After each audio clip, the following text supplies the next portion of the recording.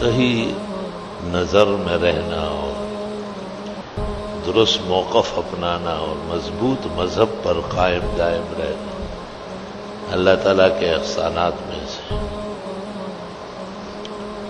یہود اور نصارہ اور مشرکین تینوں قرآن کے نزول کے وقت مخاطب تھے۔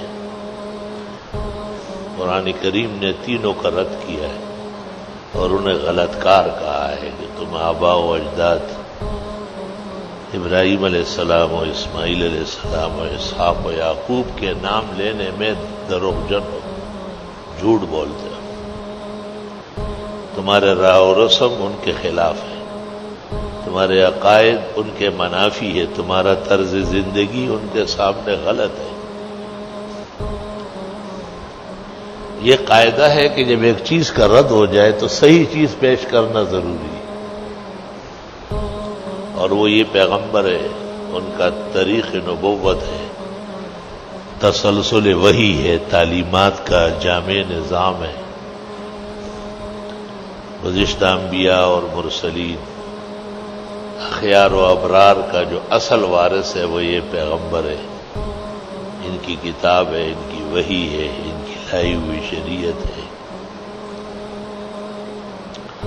اس میں جو اس قدر تفصیل سے اللہ نے رد کیا ہے، اس میں مخاطبین کو پند و نصیحت ہے کہ کہیں تم میں خالی دعویٰ نہ رہ جائے یہود و نصارہ و مشرکین کی طرح، اور عملی غلط نہ ہو جاؤ۔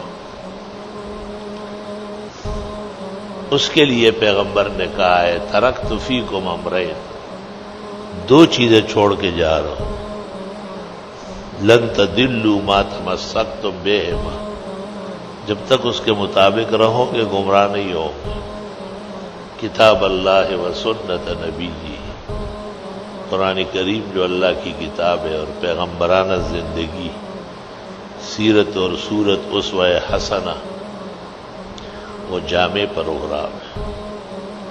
اجماع اور قیاس بھی اس کی وجہ سے حجت ہے۔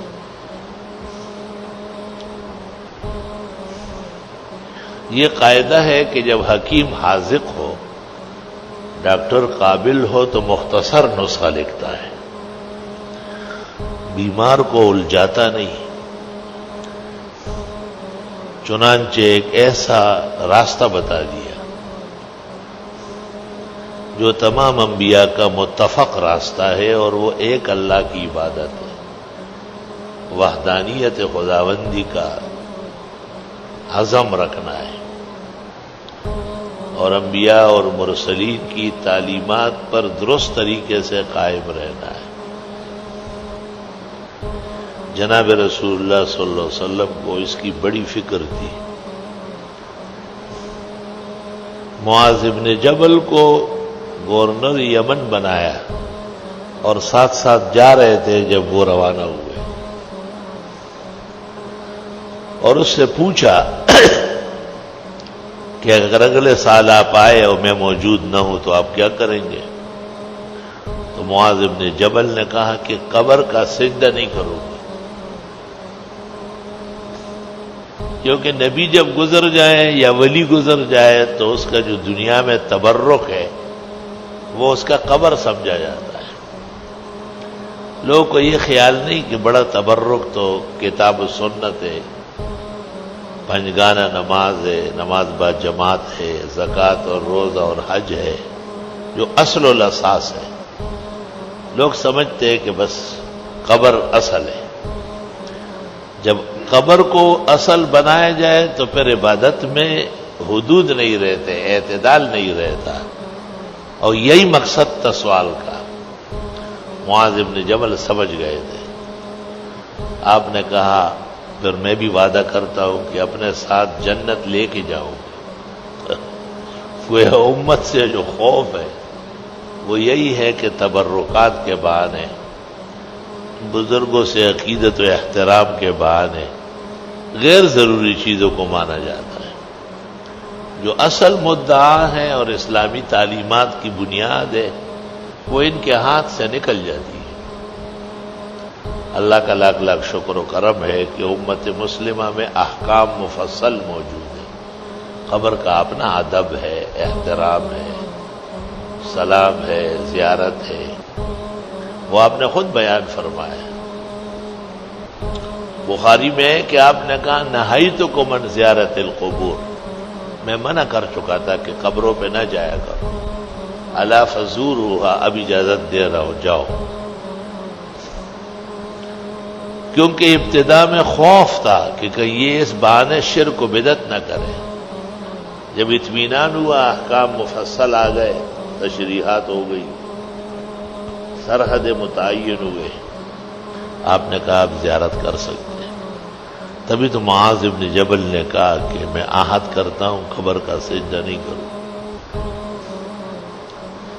اور بخاری کتاب الجنائز میں ہے کہ حضرت سے صحابہ نے پوچھا، کبھی کبھی ہم گزرتے راستے میں قبریں آ جاتی ہیں، وہ مسلمانوں کی قبریں ہیں، آپ نے کہا قولوا السلام علیکم یا اہل القبور، یغفر اللہ لنا ولکم، نسأل اللہ لنا ولکم العافیہ، انتم الاثر وإنا بکم لاحقون۔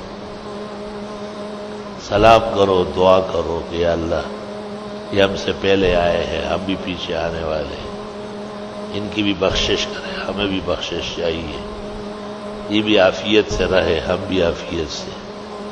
اب یہ وہ باتیں ہیں جس سے عقیدہ نہیں خراب ہوتا، یہ بھی گئے اور ہم بھی آنے والے، موت سب کا برحق ہے، یہ بھی مغفرت کے محتاج ہے اور ہم بھی محتاج ہیں۔ اشارہ ہے کہ یہ حاجت روا، کارساز، مشکل کشا کچھ نہیں، انہیں بھی بخشش چاہیے اور ہمیں بھی چاہیے۔